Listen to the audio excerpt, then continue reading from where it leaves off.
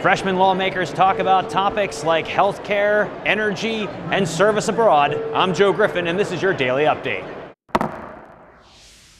And with us today, we have Representative Chad Caldwell of Enid. Sir, how are you doing today? Good, how are you?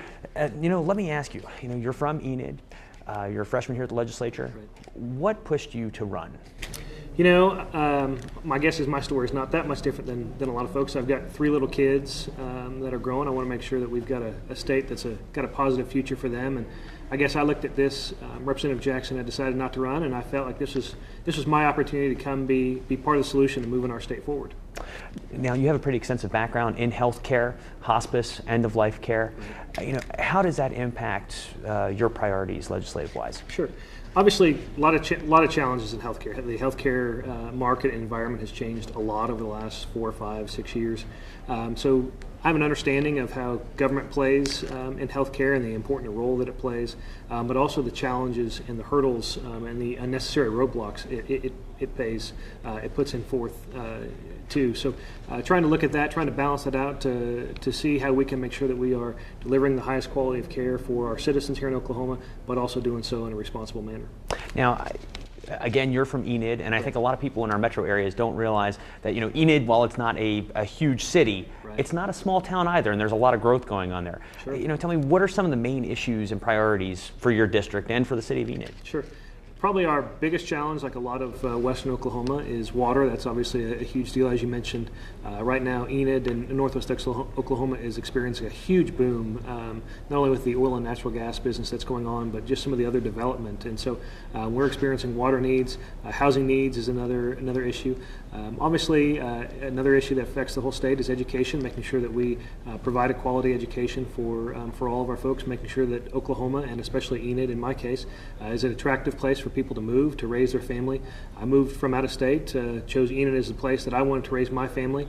It's a great place, and we need to make sure that Enid and really the whole state continues to be able to attract people from all over to continue the economic development that we've experienced over these last few years. And finally, we have Representative Travis Dunlap with us from Bartlesville. How are you doing today, sir? Doing good, Joe. Good to see you. So tell me, what pushed you to run?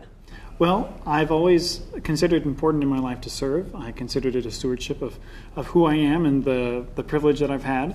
I come from a family of service. I feel that this is a special lifestyle that you have to commit to, being a representative in the state of Oklahoma. It's something I felt like I could do. I threw my hat into the ring, and now I have the privilege and honor to serve. Now, before we started filming, you told me that you've done some service in Southeast Asia, some missionary work.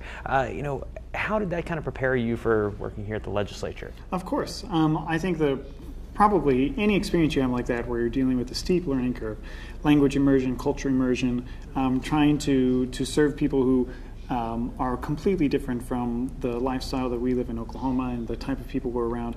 You grow in your character, you grow in your confidence, you grow in your ability to take on new challenges, and that all translates right into being a freshman in the House of Representatives, where a lot of the same sorts of stretching and character building is occurring. So, now in Bartlesville, what are some of the big issues that you would like to see taken care of here at the legislature? Absolutely. Bartlesville's always been an energy town.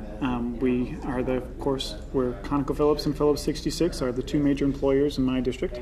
And so I want to be able to address those issues and be part of that conversation of anything that happens here at the Oklahoma State House. I like to brag, we were the first energy district. The Nellie Johnstone, the first commercially producing oil well in the state, was right in my district, right in the downtown heart of Bartlesville. And so I'm happy to be part of any of those conversations, those issues. I also, want to be part of the greater conversation of where our state is going fiscally. I mean, I think that we need to continue to grow in our state and our fiscal responsibility and how we're passing on to our businesses the climate that they find most meaningful to do business and improve the lives of our citizens.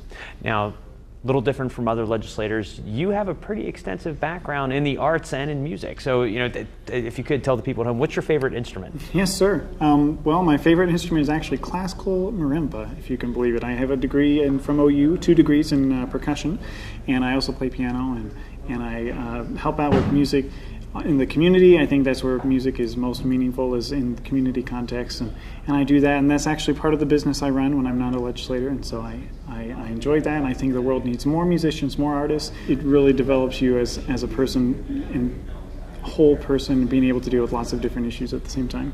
Representative Dunlap, thank you so much. It's been a pleasure speaking with you, and thank you for joining us. This is your Daily Update.